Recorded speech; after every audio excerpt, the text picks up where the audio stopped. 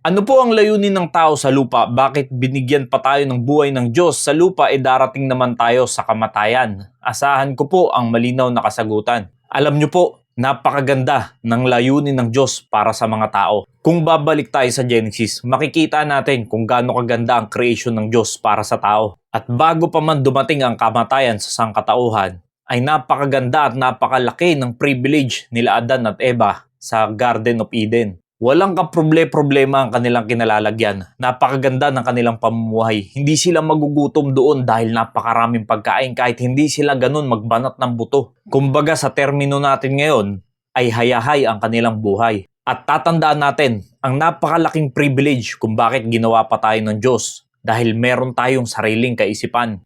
Nagagawa natin kung ano yung gusto nating gawin. Hindi tayo parang robot na kinokontrol dahil sabi sa Genesis, tayo ay ginawa sa kanyang image. So God created man in His own image. In the image of God created He him, male and female created He them. Ano ba yung sinasabing image dyan? Yan ba yung physical appearance? Hindi po mga kapatid. Ang sinasabi po dyan ay yung intellect, emotion, at meron tayong own will.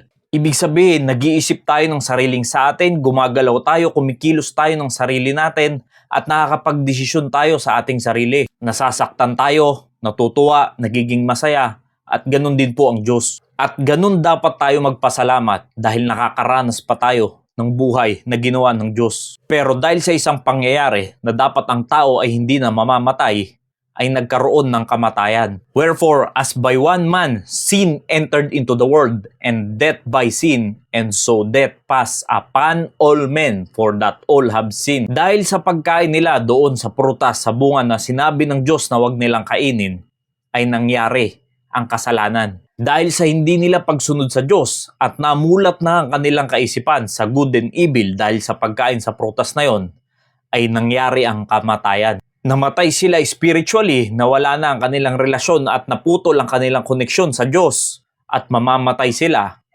physically. So yan yung dahilan kung bakit namamatay ang tao at mamamatay spiritually dahil sa kasalanan. For the wages of sin is death. Ang kabayaran ng kasalanan ay kamatayan. So dahil lahat tayong tao ay makasalanan, mamamatay tayong lahat physically. Pero pwedeng hindi tayo mamatay spiritually. Now, pwede nating itanong sa ating kaisipan, bakit hindi na lang kasi kinontrol ng Diyos na wag nilang kainin yung bunga ng prutas na yon? Well, yun nga po yung sinasabi ko, ganun ka-privilege ang isang tao na nabubuhay sa mundo.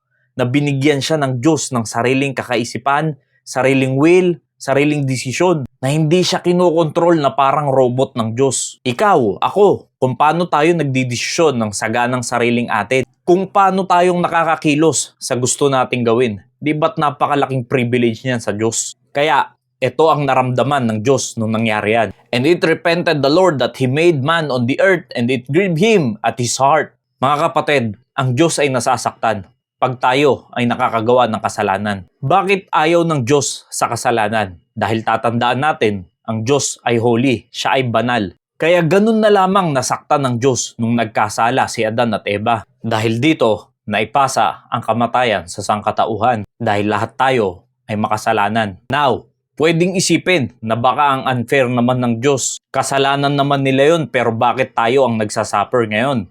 Tatandaan po natin kahit kailan ay hindi naging unfair ang Diyos sa atin dahil siya pa rin ang gumawa ng kaparaanan para ang tao ay makaranas ng kaligtasan. For God so loved the world that He gave His only begotten Son, that whosoever believeth in Him should not perish but have everlasting life.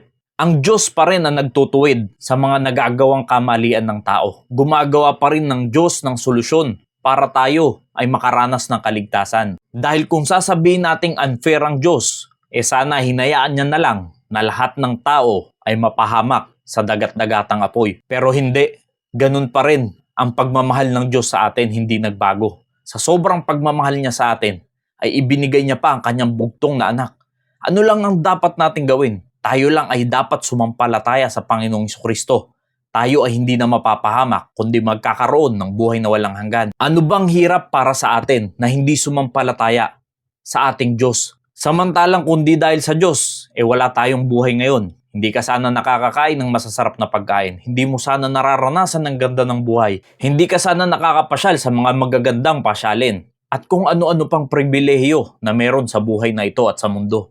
Kaya mapapatanong ka na lang sa iyong sarili, what is man that thou art mindful of him? And the son of man that thou visitest him? Sino ba tayo para alalahanin pa ng Diyos? Sino ba tayo para bisitahan tayo ng Diyos? Dahil ang katotohanan, kapatid, ay ganun kalaki ang pagmamahal sa atin ng Diyos, na kahit sa kabila ng tayo ay makasalanan, ay inaalala at iniisip pa rin tayo ng Diyos at ayaw niya tayong mapahamak. Now, ano ba talaga ang layunin ng tao? Bakit siya binuhay pa ng Diyos mamamatay din naman? Para bigyan ng pag-asa na magkaroon ng buhay na walang hanggan. Dahil isang araw, kapatid, lahat ng ito ay matatapos. Lahat ng tao dito sa mundo ay mamamatay. Pero kung sino lang ang sumampalataya sa ating Panginoong Jesucristo, siya lang ang makakasama ng Diyos sa kaharian niya. At ang mga hindi sumampalataya sa ating Panginoong Jesucristo ay mapupunta sa dagat-dagatang apoy. Let us hear the conclusion of the whole matter. Fear God and keep His commandments, for this is the whole duty of man. Yan ang buong katungkulan ng tao na hindi nalalaman ng karamihan,